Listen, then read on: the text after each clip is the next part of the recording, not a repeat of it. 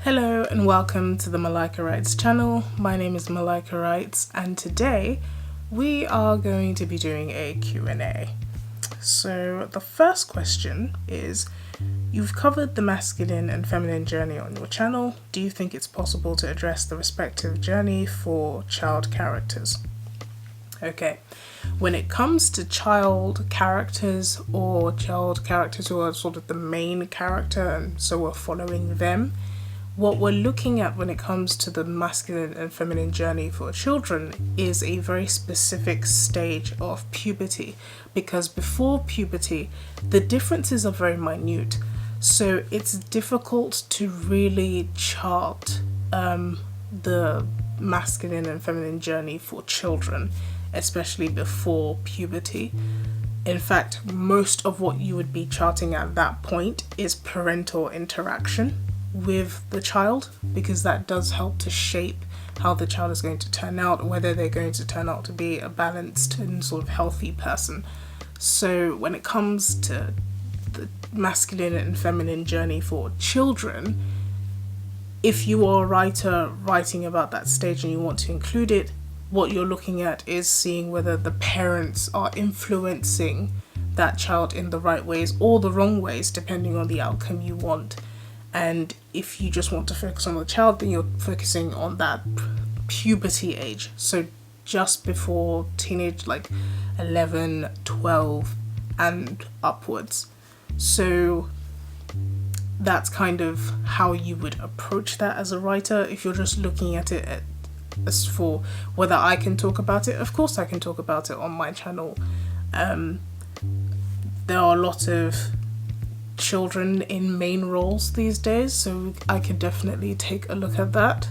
But when you're looking at the masculine and feminine journey, as I have been on my channel, I've been looking at it as an overarching thing from sort of childhood with my latest video, which was about Hercules, to adulthood. And I've done this with Galadriel, where I talked about where she was young and sort of wanted to have adventures, and then how she matured to the point where she could return to Valinor. So I could narrow it down to that puberty stage and talk about that if that's what you guys want, but I hope I've answered that question for you. Right. What was the last book you read that had a major impact on you? Okay, I think the last book I read that had a major impact on me was Reading Like a Writer by Francine Prose. So because I want to write, it's something I'm passionate about, I think that book gave me a different perspective. It's a book that taught me how to read in a way that would help my writing the most. So it's basically a book about close reading, but not close reading with a deconstructionist mindset. It's close reading to appreciate and understand what the writer is trying to do, rather than viewing it through a historical lens or feminist lens or post-colonial lens, which is kind of what you do at school. So it's unlearning all of that deconstructionist mindset and actually appreciating the work for what it is. So I think I owe that viewpoint to Francine Prose. So that's definitely the book that influenced me the most. Okay. The next question is Solomon Kane or Conan? Okay, considering that I haven't started Conan yet, and I've just finished Solomon Kane, I don't want to answer this one just yet. I will probably answer this at a later date, but I really did like Solomon Kane. I'm actually going to be doing a video on it later this week, so that will be an in-depth review. There will be spoilers, just giving you guys a heads up if you haven't read the books. Okay, the best YA fiction book that you've read recently. the best YA fiction book that I've read recently would be... I think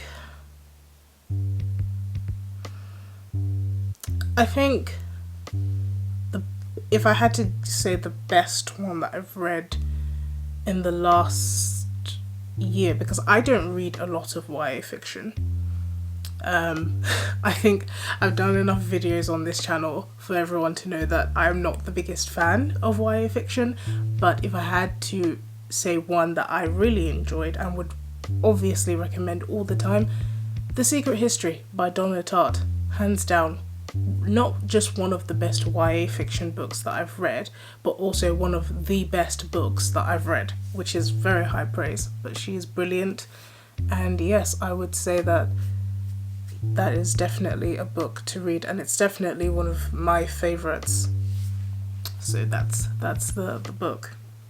Okay, let's see.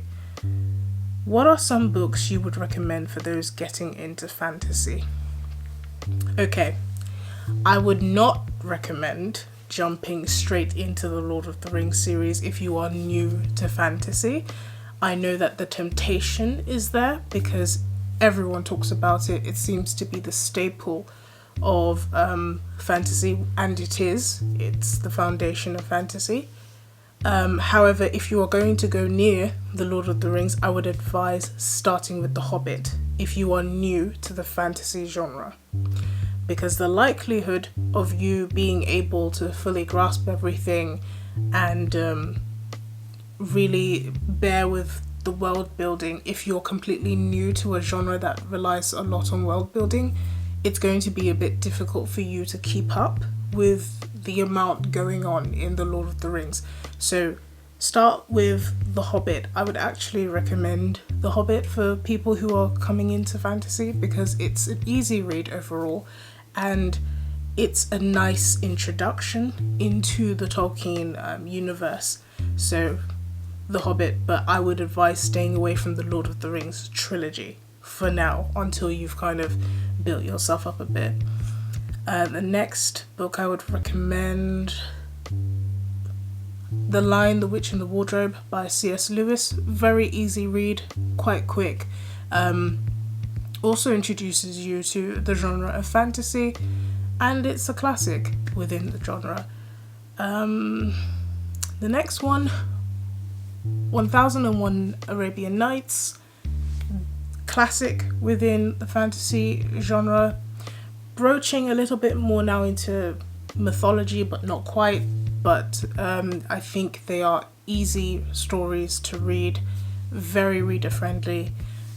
So I would recommend that. Let me just give you one more for getting into fantasy. I think if the last book I'd probably recommend for getting into fantasy is the Grimm's Brothers Tales. I would recommend reading a few of those. Not only are you going to be extremely familiar with the stories, so they're going to be easy to follow, the twists and turns will still surprise you and shock you perhaps, and I think that they are incredibly enjoyable. I think they have a lot of archetypal messages that are easy to get. They're sort of the foundation of Western modern storytelling, so definitely recommend the Grimm's Brothers Tales. So those are my ones for fantasy. There are obviously a lot more fantasy novels out there and books that are great, but I think if you're just coming into the genre for the first time, these are very good ones to start off with. Okay, so let's see. The penultimate question. What books would you recommend for understanding the feminine journey?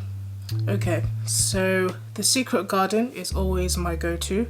In fact, the analogy I use for the divine feminine and the work that women have to do is a garden that's located in the underworld.